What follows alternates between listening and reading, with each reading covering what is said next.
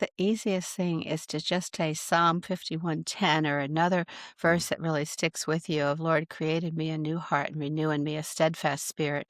If we have that steadfast spirit and we know that we have a heart that God loves, we can get through most anything. You are listening to the 5 a.m. podcast, and today is your day.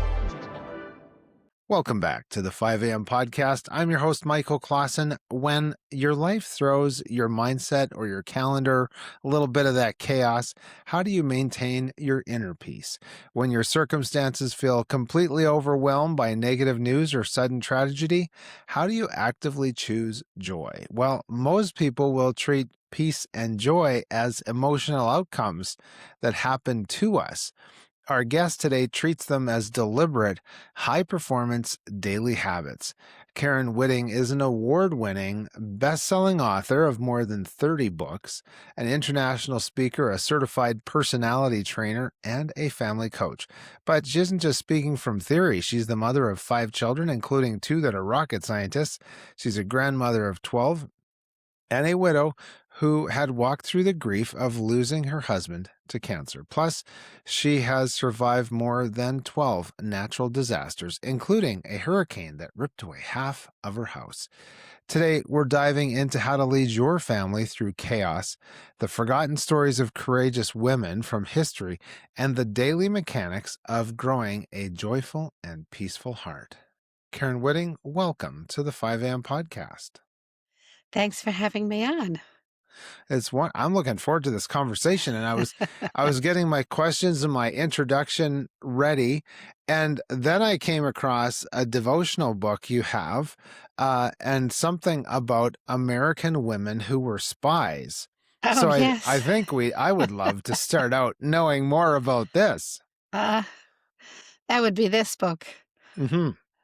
That's the Stories of one. Faith and Courage from the Home Front. Yes, that's an amazing book that I had to get a co-author because they only gave us 9 months to finish the Oh, book. wow. Okay. A lot of research. And so who were some of the notable ladies in that book? Well, there are people you may know, like Abigail Adams and Uh-huh. other first ladies, but there are also people you may not know, like Abigail Snelling. Hmm. And many of the spies that are around. Karen Hapuck Turner is another one that you may not know who was a spy, but also invented a new method of saving a limb Wow. That's in the fascinating. American Revolution. Yeah, she Wow. was an older woman when got word that her son was probably going to have his leg amputated after the Battle of Guilford in North Carolina. So she rode horseback 200 miles overnight, got there, stopped the doctor from doing anything, had her son put into a little cabin she found that was empty, and figured out, well, let's see, he has to have his leg kept moist to keep the gangrene from coming in. So she Wow. had a tub suspended over him, drilled a hole in it, and dripped water through that onto his leg and saved it. Wow. Wow. Well, thank God for mothers, that's for sure. And Yes. a horse ride, that's like mm, 200 miles. I think of Paul Revere and maybe a few other people that have had significant horse rides in the history of America for sure. What made you want to write this as a devotional book? Well, I was already writing some things for AMG, and they do these Battlefield and Blessing series and asked if I would want to do something on World War II. And I just laughed. I said, Rick, I am not a person who understands strategies, cannons, machine Hmm. guns, and all. What I could write about are the women on the home front. He says, what would be in that? So I started telling him, and he got really intrigued and said, yes, let's do it. Oh, yes. Well, definitely consider my curiosity piqued. And now was there someone from that, whether it was the Spanish War or the Indian Wars as well listed in your book? Oh, there are women from every war. So Is that yes, we right? do have the Spanish War, the World War I, all of those. and just so many things, and Civil War has many nurses and other people in it. So, as well as the Terrorist Act from 9/11, because this Mm, spanned from 1755 until 2012, and the War of 1812, which we did have Dolly Madison, because she was quite the woman yeah. during that time. So we also have every week at the end of the week is a glimpse into society at that time period. So in the War of 1812, we do have shipbuilding because it was so unusual, and they made Ironsides, old Ironsides and all, but also we had the first Christmas in the White House with Dolly Madison. And you asked about, let me see which ones, uh, well, there's the Texas Revolution, the Indian conflicts, and Hmm. let me tell you about a few of those people. I'm Yes. just trying to think. Well, Okay. I love the history, so thank you for Yeah. bringing the details to us. Abby Gardner Sharp in 1892. She's known for her forgiveness. She revisited her former cabin in Iowa and the route Hmm. on which her captors led her through Minnesota and South Dakota. In South Dakota, she attended Sioux church services. She wrote in her book, "What had once seemed an impossibility had become a living reality. A body of Mm, Sioux Indians with religious thought congregated together to praise Him whose name is love." And through that, she was able to forgive her captors. wow. That's powerful. Yes, The there's just power of forgiveness. many different stories, and that's why I say it doesn't matter the war, we have them in here, Mm, and, sometimes I have to look up to say, "What was the name of that person?" Because yeah. when you're doing 365 stories and every day is a different woman usually, Hmm. there's a lot of names. Yes, absolutely. Why were women picked as spies and to do some of this work? They weren't suspected. You know, Ah, Mrs. Turner that I mentioned, she was an old yes. woman, and Mm, besides what she did for her son, she was also a spy, and they just thought she was an old lady. You had teenage girls, even Sybil Luddington, that were spies, and we think of Sybil Luddington and a horse ride, but mhm, because her father, Colonel Luddington, was the first one recruited by George Washington because they fought together in the French Indian War to be part of the Secret Service that he got together. Many people don't even know George Washington had a secret service. no. His daughter helped him out, and she saved his life 3 or 4 times, in fact. Wow. So Well, and that was because of the spying that she did. huh. I'm a huge fan of George Washington. He had such a uh, divine hand of God's protection over him. He And did. for Memorial Day weekend, we had an interview with Congressman Barry Loudermilk. And so he and I talked quite a bit about George Washington. I would love to hear a story of George Washington's daughter, if you have one to share with us. No, what I have is Ben Franklin's daughter and Oh, George Washington. wow.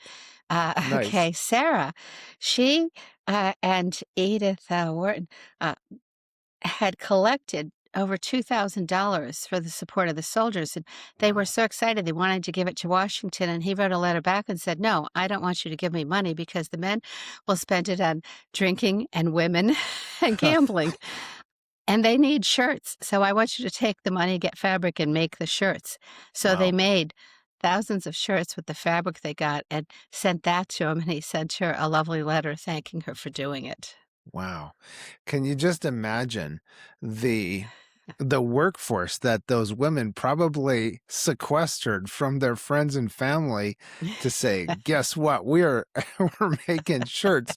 And I was, you think of $2,000 back in that time and the amount of treasure that people were willingly giving for their freedom and for their beliefs. Um, uh, Yeah, I'm almost at a loss for words because I think of the ramifications of Right, what but people put. did. So I'd love to hear Yes. more, though, your thoughts Well, on that. when you think about that, she didn't get upset. She didn't think, well, I just did all this work for the money. Now he Uh, wants more work. Instead, she thought, all right, we're going to do what he needs. And she gathered these women in Philadelphia and they set mm, to work and they did it. And then it was a pleasure for her to give it to them. And that's one of those things of taking something that you might think, well, did he just scold me? Did he just tell me uh-huh. he didn't like what I did? But no, it was just, okay, we'll do what he wants because he's the general. Yes, that's right. And George Washington cared about his men, and he knew, even by his instituting of regular Bible studies, for his men, that they needed to change their focus and set their attention on the Lord instead of the wine, women, and song as they battled the British and others. Have you had some feedback from readers of how this book has impacted the lives of families or maybe some young girls? Well, yes, I have. In fact, a lot of girls like to use this for homeschooling Mm, as one of their history books because they don't get very much on the women. And so they're mhm, really enjoying that and amazed, and it's made them feel they can be courageous and they can stand up. And that's a good thing. Military couples have also used it, as a Coast Guard wife and a mother of mm. someone who served in Iraq and another son in law who served in Korea, modern day Korea, not the Korean War. Yeah. And, I, had a heart for the women, and that's why I wanted to do such a book like this. And Mhm. we do get feedback, both Jocelyn and I, as well as when we speak. And I'm supposed to speak at the Museum of the Bible coming up Wow. sometime later in this year. Nice. Okay, well, this is a little early in the show to ask you this question, but somebody might be saying, Michael, how do I get in touch with Karen? Because I want this book. Yes, you can go to KarenWhiting.com. And that's an easy way to get hold of me. You can also find me on Facebook under Karen. I think it might be H. Whiting, otherwise Karen Okay. Whiting. Yes. Good. Now, you've had quite the experience being the wife of someone in military service and raising up your family and having the natural disasters as I talked about in the intro, and you and I had a good conversation too before this, so we before we got together to hit the record button. um a lot of times there seems like this tragedy or uh some sort of force that acts upon whether it's our calendar or preconceived notions, and we can prepare for storms like we're having one right now as this is being recorded, some a weather system from the Gulf of America, as it's called now, or Mexico as the case might be. So we've got a lot of moisture coming, and sometimes these things come from near and far, but as someone who's survived those natural disasters that come, uh, can you walk us through maybe the thought process from when you were younger to when you were like, oh, okay, this is only number 10 or 11? Well, I did stop saying, well, I must have been through enough. I probably won't get another because then I always did get another one. I Right. just said, Lord, you're with me all the time. I grew up as a child where we had flooding every year and we had hurricanes up in Connecticut. So Mm, I saw what my father and mother did, and I saw that we also had droughts in the summertime. Those weren't even my natural disasters I was concerned with, where we at one time had to stream hoses, connect them from my uncle's house to our house to get water into our house without having to carry in buckets all the time. wow. Better than just a well outside and carry that in, which my father had grown up with. The whole thing is to assess everything and look and pray and know that we're all right. We have survived it, even if the house didn't. Hmm. And what can we do? Can we stay in it? Is there a section of the house we can stay in? Which is what we did after one of the first Cat 4 hurricanes to ever hit the US. And I did that. But another thing is to have a sense of humor. My Mm, husband was away on Coast Guard orders when a hurricane was coming, and we were told in our zip code in Florida we could not leave because they had too many people to evacuate from the Keys and they wow. wouldn't have enough space on the road. So we stayed. The hurricane took a 90-degree turn and we had a direct hit. Wow. And I saw the gumbo limbo trees, which are as big around as big oak tree, but they're tourist trees because they Mm. always say they turn red and peel. Yeah. And I said, "All right, Rebecca, we've got to wake up everybody, get them to my closet upstairs, because if we're going to collapse, I'm going to be on top of the rubble, not on the bottom of the rubble." Yes. And that closet had accidentally been 10 by 12 feet. I didn't expect such a large closet. I looked when I realized it, said, "This could have been another bedroom." But at any Yes. rate, we put 2 mattresses down. The kids got together. I was still nursing the baby. And during the night, every time we woke up, I would read from scriptures. Mm. As the twilight was coming, we were just getting a little bit of light. I read Jesus calming the storm, and I prayed again and asked God to just stop the storm. And everything stopped. After 2 minutes of absolute silence from all the crashing and booming and all the noises we heard, Michael in the back of the closet piped up and said, "Mom, you should have read that one first." Oh, wow. And we just needed that humor just to laugh, to move on with everything that was going to happen. Absolutely. And I know from personal experience when you're sitting upstairs because you don't want to be at the bottom of the rubble, of having that wind come over and you think, did I just hear all the nails just rip out of that truss or that roof section above me? And it can be really unsettling.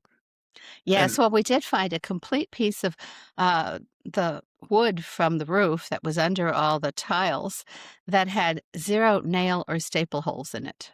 wow. So that was a good thing to find, to realize if the builders had done a little bit better job instead of taking Mhm. lunch while doing the roof, we might not have had this problem. But it really came from a break in a window, because at Mm. the time we did not have hurricane shutters. I've had them ever since, everywhere I've lived.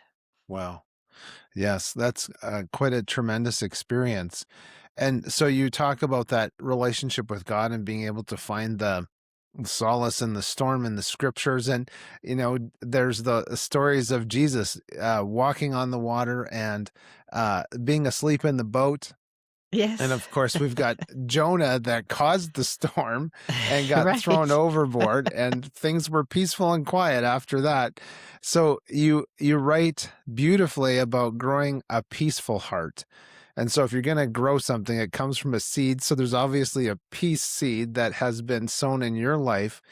And so for a busy parent or a professional or a mom that's going to be picking up that devotional book we talked about, and they feel completely maxed out and anxious by all the chaos, um, is there a practical, maybe a 5-minute little habit they can do in the morning to help protect their peace?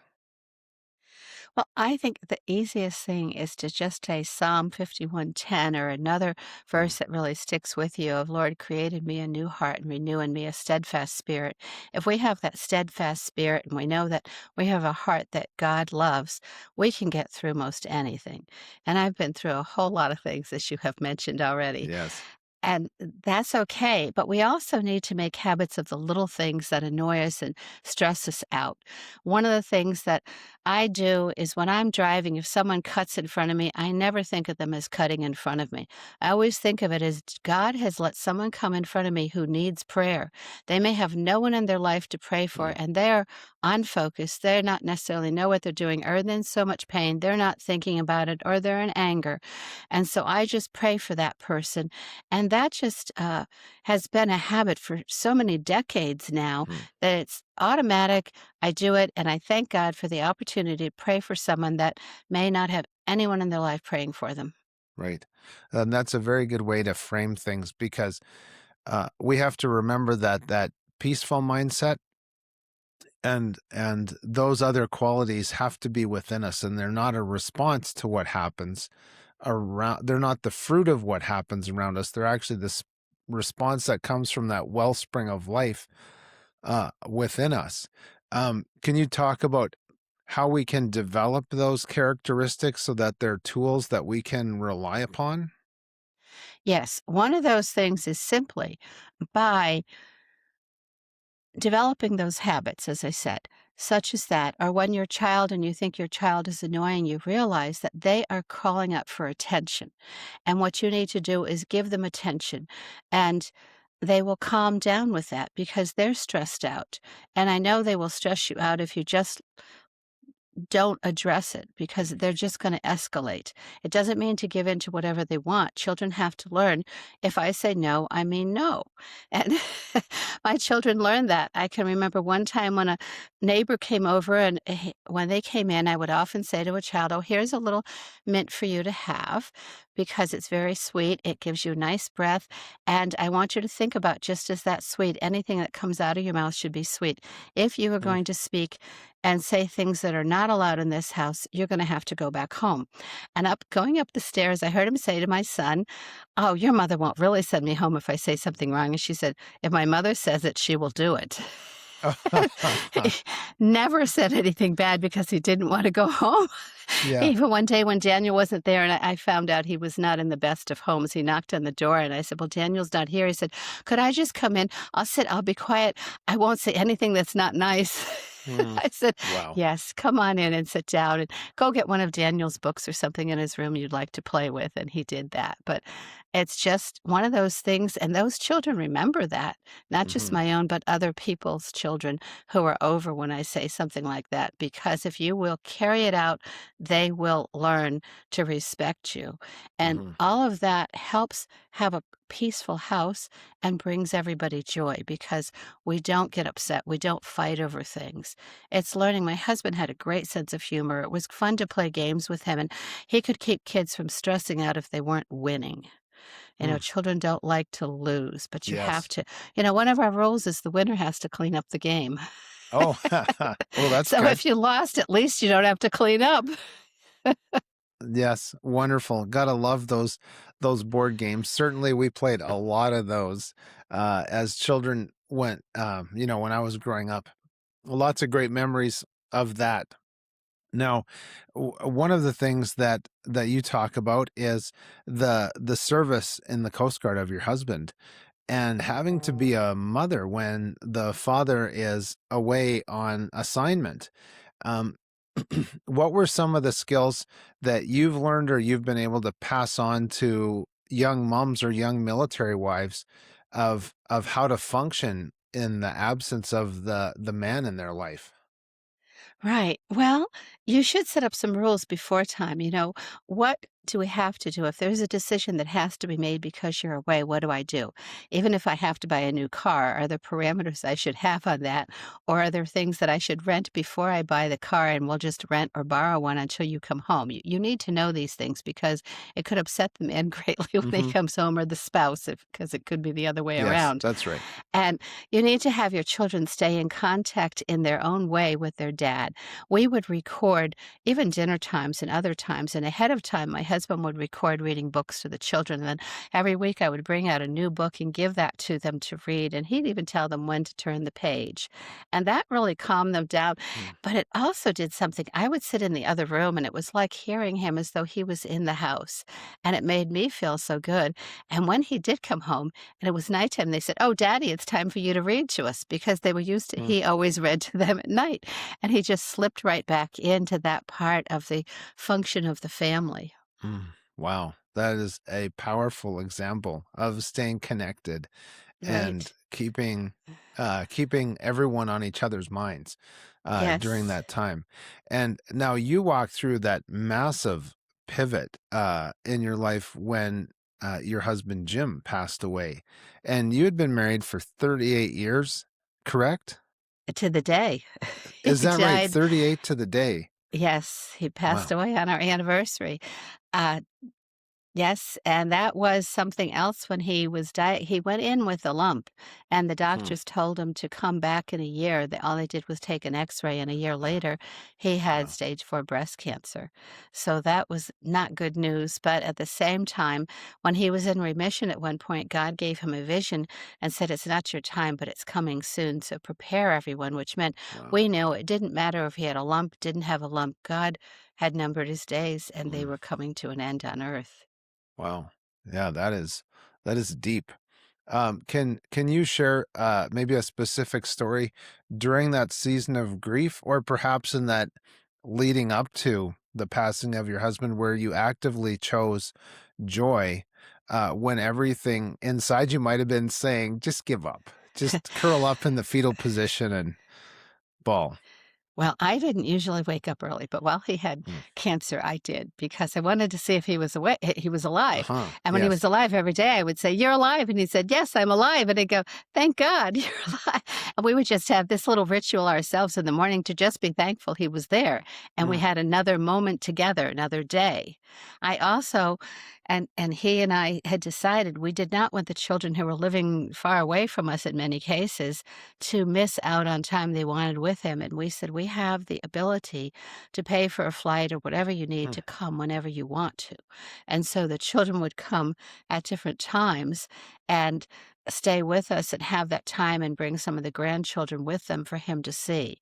And I think that was a wonderful thing to do. He also taped storybooks for the children at that time, but now they have the ones with the buttons where you can push the button and Oh, hear the yes. voice each day, and I'd gotten Wow. those that he did for the grandchildren. Oh, that's wonderful. And books are obviously an important part of your life and family. How did you get into being an author? Well, I'm actually a mathematician who didn't wanna write a sentence. So Okay. let's start there. When Yes. God called me, I played Moses. I said, "But God, you know my friend for 25" and he says, "No, I'm a calling you." And I said, "Well, remember when I was in college and took that English course, the one I had to take and had to write Mm. papers?" He says, "I'm equipping you. I will walk with you." And I said, "All right, I will not be Moses anymore. I will just say yes. I will listen to anyone as to what they say I should do to learn how to write and what to do to get it published." And I Mm. started with that, which made me very open to critique. God very quickly led me to a writing partner who had lots of books published. And she looked at what I was doing. She said, "This could be 3 books. Let's just have you Huh. choose one right now." And she gave me a lot of advice that I followed. And I went to a conference, and that first conference basically said, if you're just starting, you should spend at least 45 minutes a day writing. And I thought, oh, I can do that while the little one's in preschool. The Mhm. oldest was in college at that point. And I did that, and I took home different things, and I looked, and I got the Christian Writers Market Guide. And from that, I would read it 5 minutes every night.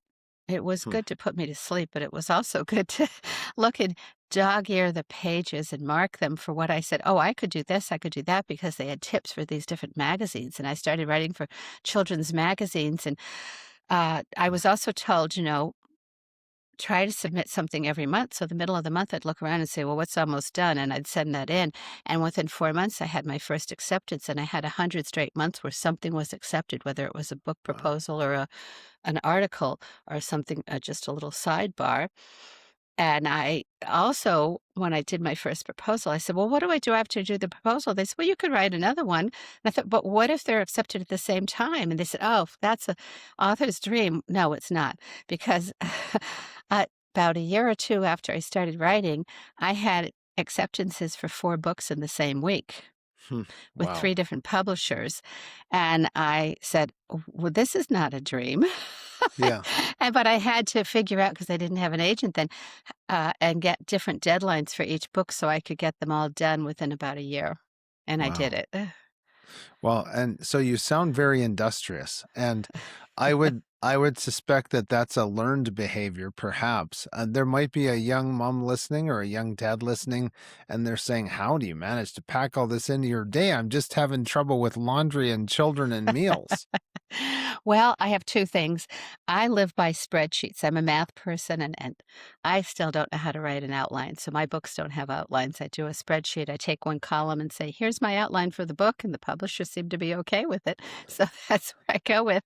But I also have outlines for the marketing, for what's happening in my life, what Hmm. I have to keep done, and I have a to-do list that's very simple. It has a big cross in the center, divides it into 4 quadrants. Hmm. So I don't have this long running to-do list. I have one to-do list in the upper left corner that is, what do I have to write this week? Below Hmm. that's, what do I have to do in marketing? Top right corner is, what do I have to do for family and home? And the bottom right corner is, what do I have to do in ministry? Wow. And then I just focus on one quadrant at a time. This is my time to write, or this is my time to do the ministry. And that helps me sort it all out. Wow. Well, that's great. So what kind of ministry do you do? Well, in writing, actually, I'm on a volunteer on the board of directors for Advanced Writer Speakers Association. We have Mhm. 1,300 plus women. And when I was asked to be on the board, I'd been on it, then I went to a different nonprofit that became for profit. I said, "No, I want nonprofit." And I Mm. went back and I said, "I want to be," they asked if I would be on it. I said, "Only if I can do what I want to do." And they said, "What do you want to do?" And I said, "I like to network and I would like to be a content coordinator where I find podcast hosts, magazine editors, whoever that are looking for writers or content people or speakers to be on their podcast." And they said, "Sounds good." So I started doing that. And it's been interesting because we have such depth. We can get unusual things. A editor friend of mine at Focus on the Family, I've been writing off and on for them since 2005, said, "Well, I want a really unusual request. I need somebody who grew up wicked, became a Christian, and can talk and Mm. write to parents of teenagers." And I said, "I have the perfect person." And Mhm. she's done several articles for them. Not only did she grow up Wiccan, she married a pastor. And when her Wow. three daughters were teenagers, she wrote a series of fiction books to keep kids away from Wiccan and to reveal the truth of what was happening in that area. Mm. And she was then teaching high school and had a special time that she worked with the parents. So she was the perfect fit. Yes.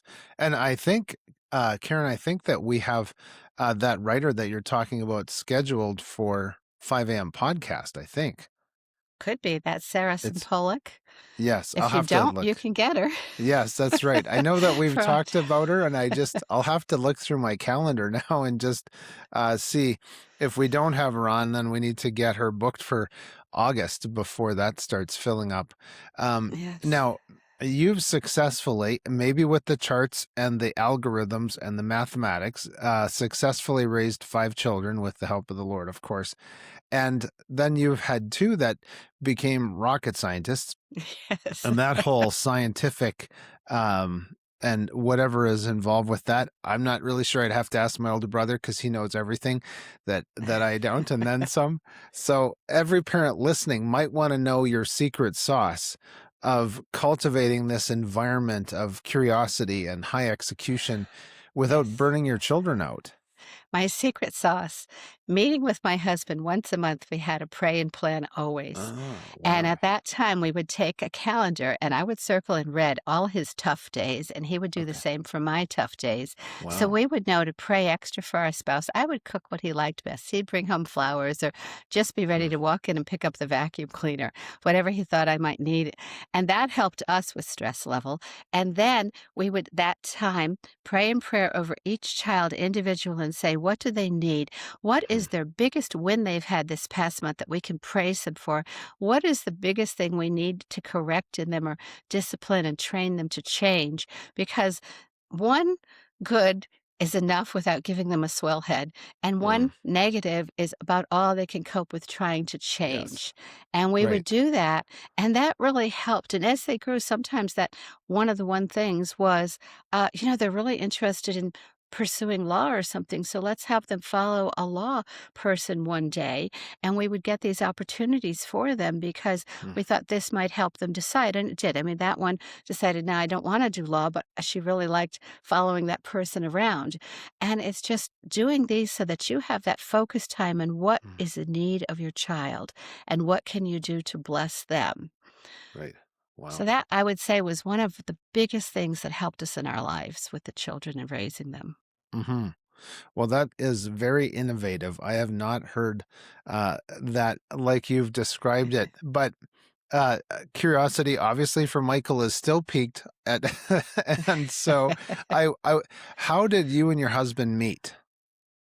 We met at chapel, at the Coast Guard Academy chapel. I Is that was at right? college across the street from there, Wow. and, a friend of mine had wanted, actually, several friends had wanted me to meet Jim, and the only thing I knew about him was he was tall, 6'4". I Mm. was 5'4". I'm a little shorter now, and I said, "Do I look like someone who needs somebody that tall in their life?" And they said, "Oh, yeah." And so, Wow. finally, I owed one of these guys a big favor because I used to take courses at the Coast Guard Academy through an exchange program to get my Mm. applied math, and I went to chapel that night, which I often went to anyway, but they had him come and we met.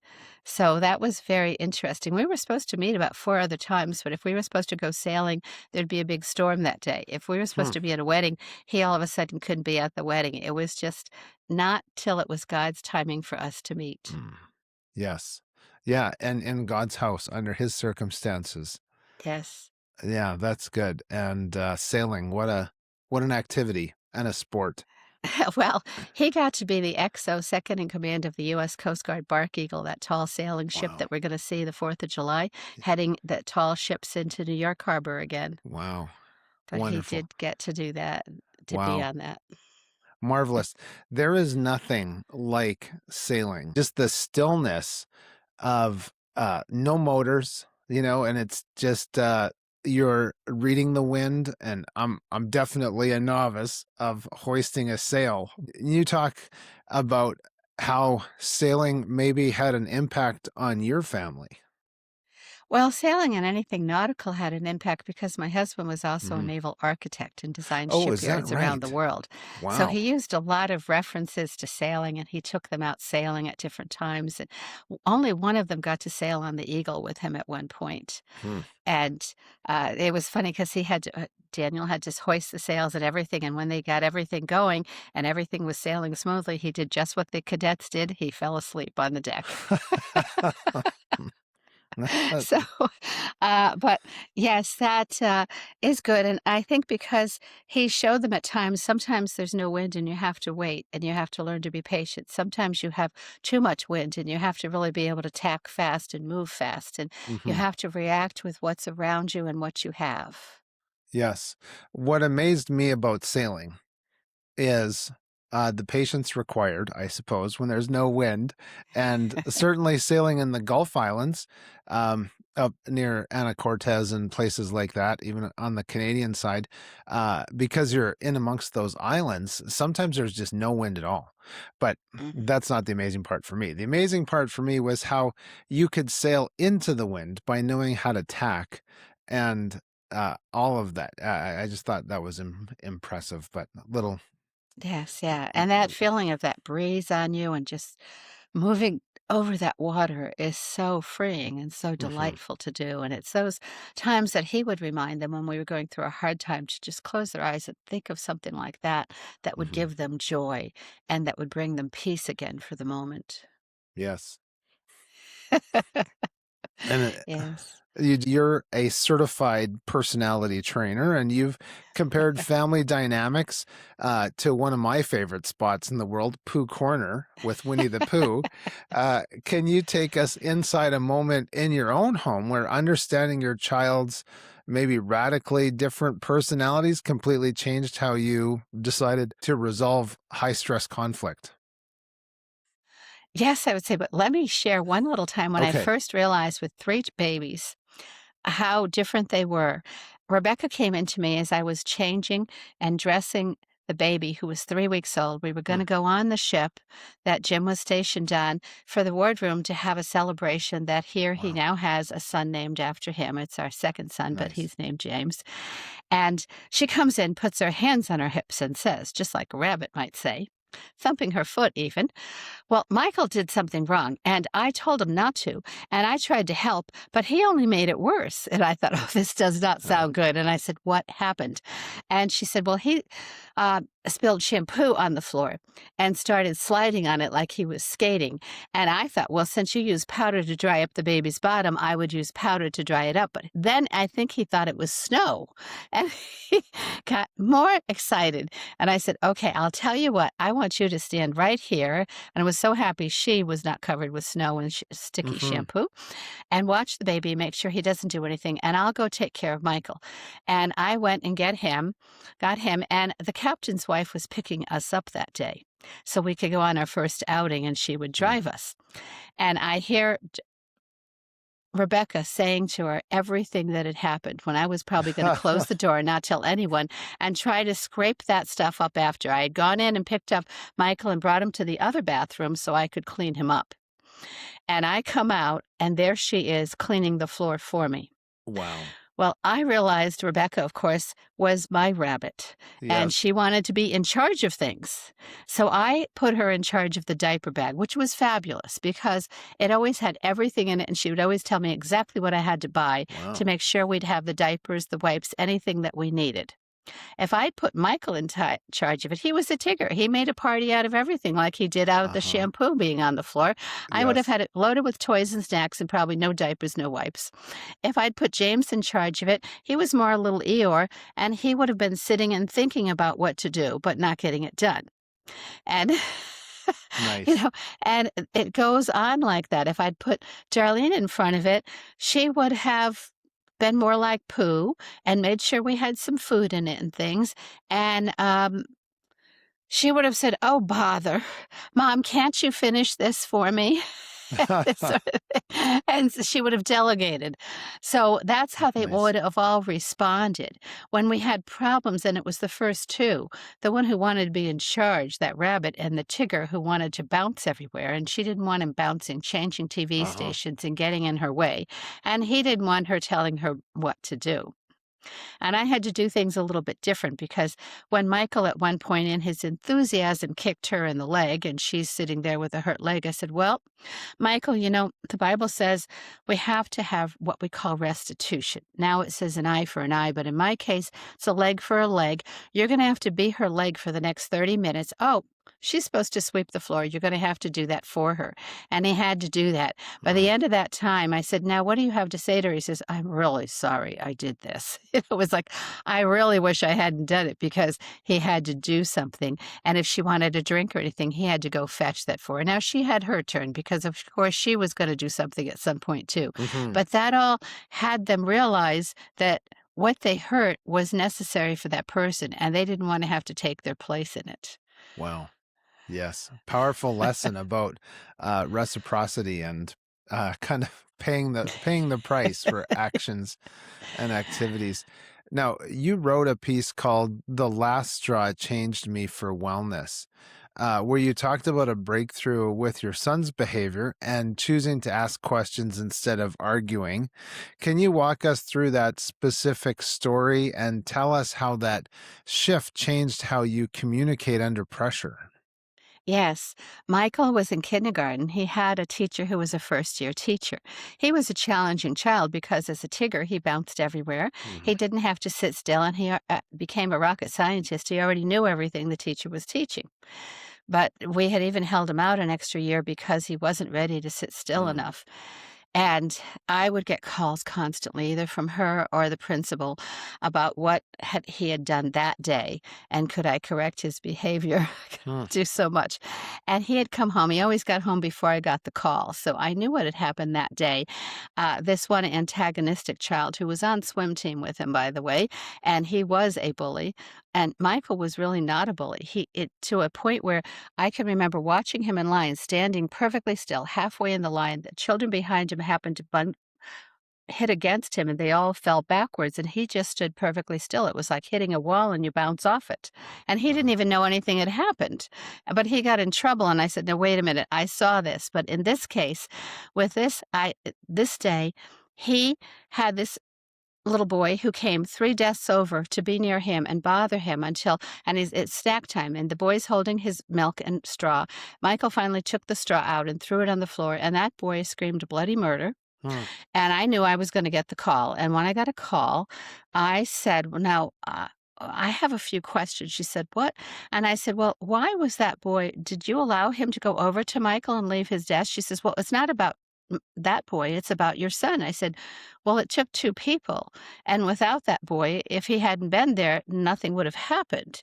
And she said, "Well, I yes." And then I said, "So, did Michael hurt him? Did he touch him? Did he hit him?" And she said, "No, he didn't do anything except pull the straw out." I said, "So he was doing the most non-aggressive thing he could think of at the time as a little kindergarten boy." Mhm. And she said, "Well, yes." And I said, "And did you say anything to that child for moving out of his place?" She says, "Well, we're not talking about him." And I said, "Well, I do think you should think about it." I said, "Since he did do something good, I'm not sure you always notice things." And actually, the next day I came in and said that to her and said, "I brought in some index cards and some stamps and an ink pad. So if you notice Michael doing something good, could you put a stamp on it? Because I wanted her to start seeing the positives and not Hmm. just the negatives." A Yeah. week later, I go into the classroom because I'm the homeroom mother, and they have a clothesline across the room with clothespins, and she has a big index card for every child where when they do something Hmm. good, she was stamping it for all of them. And she said, I started realizing I wasn't noticing anything good the children were doing, only the bad. Wow. And this has helped me. And all of a sudden, she realized the one child who didn't get any stamps was the bully. Nice. Wow. That's great. So I didn't have to say anything about him at that No. point, and other than asking questions and then giving her one idea of what she could do. Yeah. Wow, that's really good. Now, in a world now that's dominated by smartphones and screens and digital distractions, and getting a family to sit down and connect might feel like an impossible task, you've mastered making family prayer and devotions an adventure. What is one out of the box hands on activity you've used that instantly gets the children off their screens and fully engaged? Well, I usually just had it planned on the calendar and say Huh. it's time to do this, but when they were little, the thing that always got everybody engaged was to say it's bubble time. We'd go outside to blow bubbles, and that Nice. had everybody moving around and blowing and popping them and having a really great time. When they got older, it was I think it's time for us to play a game. And then we would pull out a favorite board game or do something like that. Or it's popcorn time. Dad's making popcorn. And everybody would, and that way, actually, we would turn on the TV to watch something and have popcorn. And some of them would help them make the popcorn, and some would go get the bowls and other things and the drinks so that they would all take the process in what they were doing. I also had a good thing when they came home from school because I only homeschooled the youngest. I would often do what my mother did. I would have bread coming out of the oven as they walked in the door, especially on a cold, blustery day when we lived in New York. And at that point, there'd always be one would say, I'm going to get the butter and honey. Another would say, I'm getting the plates. Another would say, I'm getting the glasses. And they would get the drinks and everything on the table. We would sit down and cut that hot bread, and they'd butter it or pour honey on it. And that would open up their hearts to start talking, because breaking bread together, Jesus was very wise in not only being the bread of life, but knowing that in breaking bread, it opens up conversation with people. And we would talk and share about the day. And that was something they loved doing. Uh, so that is a marvelous idea. Who doesn't love the smell of fresh bread and an opportunity to talk with our children around the table? What were some of the things that maybe came out of their mouths that you were so thankful you had created or fostered this environment for them to talk? I never knew, especially with Michael, what would come out of his mouth. Oh, I when think my mom Darlene said the same thing about her Michael. when Darlene was little, I can remember I was trying to teach her letters, and she said, "Well, I know D, and that's for Daddy, dancing, and Darlene. I don't need any of the letters." And I had to actually use bubbles to have her learn which letters could you say and it would blow a bubble, and which letters do not shoot out any air to blow a bubble, to get Wow. her interested in the letters, even if took it back to that. So it was, James would be one that we would be driving along and he'd see a big poster, billboard on the road and make a joke out of it. And when we were in Australia and he was older then, I can remember over there they used a lot of and instead of words, they would just use the pictures. And sometimes he didn't know what it would mean, and he would just make a whole little cartoon scene out of where the picture was and tell us that. The one for a Fun. slippery road. It was, oh, let's make our car into a roller coaster. We can go sideways and backwards and. Nice. Well, that's fun. So now I want to circle back to the ladies that we talked about before from America's history. Mm, When you think back to some of those women who managed the American home front during the Revolution, they had to innovate constantly just to survive while everything was burning around them, or people getting kidnapped, or yes. other terrible things. What is one forgotten lesson from those historical households that modern families could use maybe to build some grit or resilience? I think Abigail Adams is one of the best examples. Oh, She almost lost the farm, and most people don't know why. She okay. almost lost the farm because she had such a heart of compassion that the soldiers stationed in Boston, if they were hungry, she just gave them food from the field. Then she Wow. didn't have enough harvest to pay for it. And what she did was when her husband was sent over to France, and John Quincy, her son, went with them, Hmm. which she did not like parting from him, but that had to be done for both the husband and the son. She had him send back everything they couldn't get in America: china, feathers, all sorts of things, Hmm. fancier fabrics, and she set up a merchant shop, and that's how she saved the Wow. farm. Wow. That's And you im have to that's do Go ahead. what you have to do. In Yes. any situation, you have to use your Huh. ingenuity, and it wasn't that she was gonna tell those soldiers they couldn't eat. Mhm. Yes, that's right. Now, then, so this ties in then with my next question: the baking of the bread and the work that Abigail did for the soldiers. You have a deep love of baking, and in fact, you've written a book called "The Significance of Bread in the Bible." Why do you think that breaking bread and working with our hands in the kitchen has such a powerful stabilizing effect on a fractured or busy or cantankerous household? There's a sense of nurturing. You know, when I bake the bread and when I make it, and I like to knead it by hand, I do have a bread machine. It's gives me time to pray for the people who are going to eat it. So it starts there, even with the ingredients that Mm, I'm going to pray for the people. But the smell, the aroma that fills the air, just gives a sense to everyone of belonging and of home.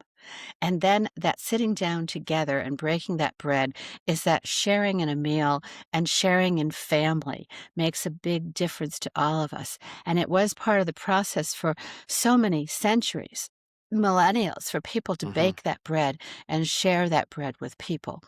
And I think that we need to come home. In fact, yesterday, one of my cousins said, "Oh, I'm making your strawberry bread today because we're Oh, going nice. over to your aunt's house, to my Aunt Connie, her mother in law's house, because Connie no longer can stand up." And wrote to me afterwards and said, "Everyone, including Connie, loved having the strawberry bread. And of course, we all talked about you." Oh, that's nice. So Wow. it's those memories, it's a shared Yeah. memory. There are restaurants we go to just because of the bread they serve. Wow. Yes. And what a wonderful food to partake of that actually gets so villainized or vilified, rather, in our society is bread. Um, and so, can maybe if we have we missed something about the significance of bread, maybe in America's Yes. history? Well, first of all, we have to go back to the Bible. There's a threefold significance of bread in the Bible. Huh. God gave it to us as He told Adam, because you will work by the sweat of your brow for Hmm. bread. It was for sustenance. Then He broke bread with Melchizedek and others. And Hmm. we know that breaking bread was an important part. Then there is so it's the fellowship of breaking bread. And then there's the covenant relationship. Every covenant had bread with it. And the big covenant of the Wow. presence of the bread, the 12 loaves of bread that was in the heart of the tent, and everybody could smell that baking. Those were big, big loaves, okay? And, Hmm. uh, was a sign of the presence of God. And in the New Testament, with the Eucharist or communion, however people want to call that, when Jesus broke bread, He said, "This is the new covenant." And so it is that covenant relationship with God as well as that relationship with people in the breaking of the bread. Hmm. So that's very important. And that plays out in our life if we are using bread, but God knew that. Anything He gave us was a wise decision to give us that gift. Ladies and gentlemen, we've been having a great conversation with Karen Whitting. The story of the literal vision and the painting you received hours um, Oh. after that completely disrupted your life and launched your writing career. Yes, yes. I went to a retreat to pray about, does God really want me to write books? Mm, And hmm. I had this vision where it was as though this river is flowing over the hand of God, and there's a golden seed on it, and He's holding it out to me. I said, "Oh, you want me to write one book?" And He pulls it back and said, "No." And I said, "Oh, you don't want me to write him off the hook?" And He says, "No." And He brings it forward. I said, "What do you want?" And He said, "This is a seed planted and it will produce much." And in my head, I then saw this tree full of books. And I thought, "Oh, you want me to be a writer?" I thought I could get away with one book. Yes. And so I went back to my room and I wrote about that, and I said that, "God, I will give you 5 years. If nothing, not even some tiny little thing is published in 5 years, I'll know I didn't hear you right. But I will listen to what anyone has to tell me about how to write, how to get published, and what I should do." And within 5 years, I had contracts for 4 books. Wow. So I Wow. then said, "Well, I'll just keep writing till you tell me to stop." And so Yeah. I'm still writing. Wonderful. Well, th- I, Karen, what a wonderful conversation. Your life is a beautiful masterclass, some people might say, in the truth that peace isn't the absence of trouble, it's the presence of purpose, creativity, and a resilient heart. So thank you so much for making me want to make a loaf of bread now at home and for joining me for the 5 a.m. podcast. Well, thank you, and I have zucchini bread on my counter. Too bad you're not Oh, here oh man. that I just had Well, made. that's wonderful. Uh, well, there's always time for more. So, yeah, thank you so much, Karen. What a wonderful conversation. And thank you, Michael, for having me on. Oh, yes, my absolute pleasure. So, ladies and gentlemen, as you're listening in today, we know that chaos and unpleasantries can be maybe just as inevitable as peace and good times and thoughtful actions. The storms will hit. We do know that. The plans will change. And sometimes, yes, the news will be not positive. But we have the power to engineer a culture of joy in our own lives and homes through simple daily creative execution. So, if you want to dive a little bit deeper into Karen's works and ideas and her writings, if you're looking for practical, battle tested tools to bring your family closer together, Karen has made a library of incredible resources that are available to you. You can head over to her website, KarenWhitting.com. We'll have that in the show notes and on the screen if you're watching this. She has free downloads on building marketing confidence, family prayer maps, incredible hands-on craft ideas, which we did not even get to in this conversation. We've placed a direct link in the show notes. As I said, you can click there, go there easily. Go and explore her books, grab those free resources, and start bringing that creative splash of peace into your home today. So, ladies and gentlemen, thank you for being here. When we seize our days, we seize our futures. So please get outside, enjoy those sunrises and those sunsets and all those beautiful adventures in between. I'm Michael Clausen, and thank you for being here with us today, and we'll see you on the next 5am podcast. Thanks for watching the show. Just a reminder that you can get all of our resources, other episodes, and read our blog posts at 5ampodcast.com.